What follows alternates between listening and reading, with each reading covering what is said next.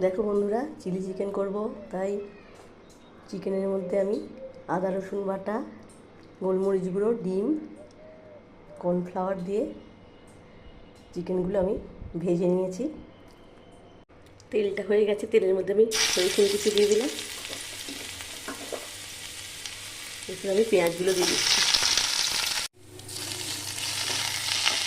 পেঁয়াজটা ভাজা হয়ে গেছে, পেঁয়াজ রসুন। এরপর আমি 3 রকম সসটা দিয়ে দিলাম।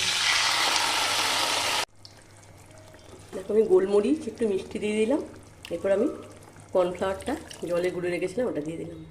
ভাজা চিকেনগুলো দিয়ে দিচ্ছি। দেখো, চিলি চিকেন আমার রেডি। এবার আমি পোলাওটা করে নেব। দেখো, চিলি চিকেন আমার রেডি। রোস্টেড তিল দিয়ে দিয়েছি একটু। চিলি চিকেন আমার রেডি। পোলাওটা করব। দেখো, আমি এটার মধ্যে পোলাওটা করব। এর মধ্যে আমি কেশর দিয়ে একটু ভিজিয়ে রেখেছি। ঘিটা আমার হয়ে গেছে। আমি গরম মশলা, গোটা গরম মশলা আর তেজপাতাটা দিয়ে চালটা দিয়ে একটু ভেজে নেব। দেখো, কিশমিশ, নুন, মিষ্টি আমি দিয়ে দিয়েছি। দেখো বন্ধুরা, ড্রাই চিলি চিকেন হলুদ পোলাও আমার একদম রেডি।